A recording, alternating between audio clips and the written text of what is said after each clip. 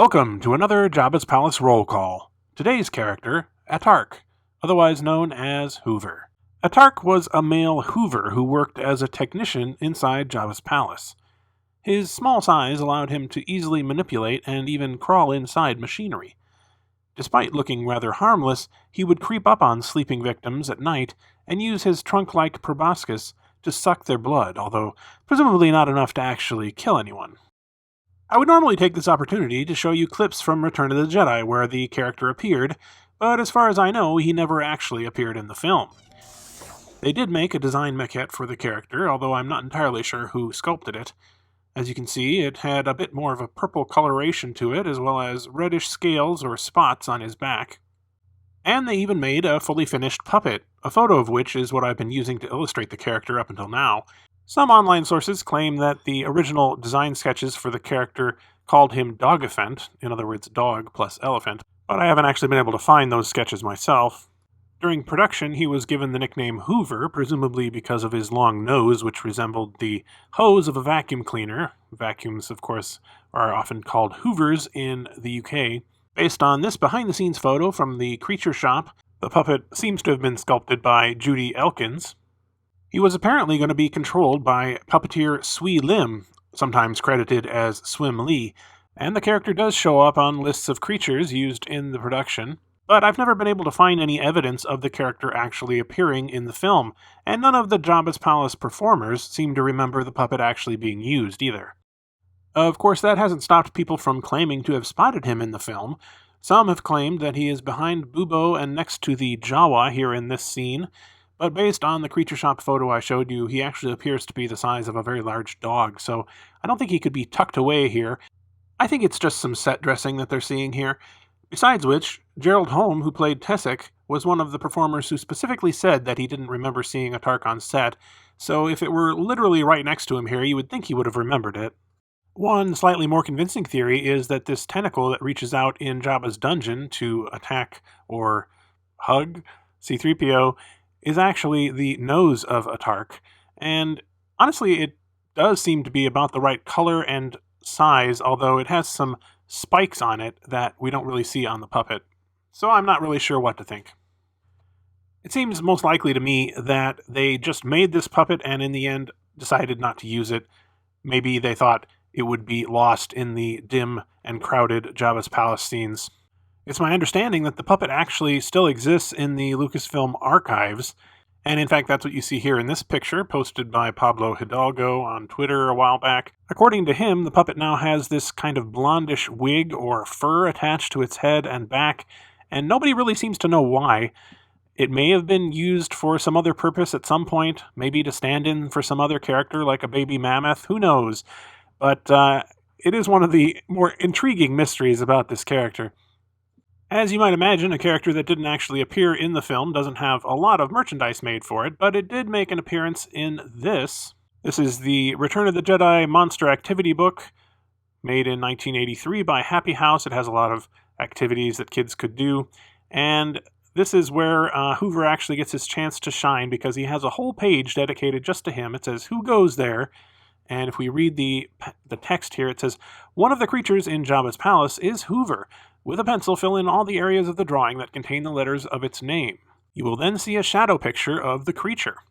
So the idea is you're supposed to find all the letters that go into Hoover and then color in the outline of the creature. I've actually taken this and scanned it and then filled it in Photoshop. So here it is. You can see this is the outline of Hoover. And they've actually given him a tail, which I'm not sure the actual puppet had, but he does look kind of like an elephant. In fact, my daughter, when she saw this, asked me if this was an evil elephant, and I think that's actually pretty close. I'm not sure if he's actually evil, but, he does suck blood. Aside from that, the only other piece of official merchandise for this character comes in the form of a card for the Jabba's Palace expansion of the Star Wars customizable card game released by Decipher in 1998. This card game is actually where we get a lot of the so-called real names of Jabba's Palace characters, as well as their background information, and that's true of Attark here, which is Hoover's real name. If we look at the description here, it says, "From a mysterious species known only as Hoovers, possesses tremendous technical abilities, Small size allows him to easily manipulate detailed electronic equipment. A couple of interesting things about this description. The first is that it mentions his small size, although if we go back to that Creature Shop photo I showed you earlier, he's not actually that small. Then again, because he never actually appeared in the film as far as I know, I guess we can think of him as being any size, really. I don't know what size he's supposed to be. The other thing is that it makes no mention of him sucking blood with his proboscis, and I'm not really sure where that idea originated from, to be honest with you. Before I started researching this video, I just sort of assumed that it was mentioned on the card here, and that's where all the references to it in other places came from, but I really don't know where it came from or where the first mention of it was. I did my best to track down the sources that were listed on the Wikipedia page, and while I couldn't find all of them, I did find, I think, most of them. They're mostly just reference book entries and things like that, magazine articles. So, for example, the first thing after that activity book that I showed you that is listed is this 1994 book, A Guide to the Star Wars Universe, and it has an entry on Hoover. They don't mention Attark because that hadn't been invented yet by the card game. Here's the relevant page in the book. It just says, Hoover. Hoover is a quadruped alien with a long, disproportionate snout and large eyes. He was a member of Jabba the Hutt's court until the Crime Lord was killed and his organization shattered by Princess Leia Organa and Luke Skywalker. Hoover's alien species has yet to be identified, and it is not known if Hoover survived the carnage inflicted upon Jabba's organization. Now, of course, later on we decided that Hoover was in fact the name of the species, and Attark was the name of the individual. But you can see that there's no mention of him sucking blood or even being skilled with machines or anything like that. There's really no information here at all. Next, I looked at Star Wars Chronicles. This was first published in 1997. It's got some nice pictures of him, but in terms of the description, there's only one sentence.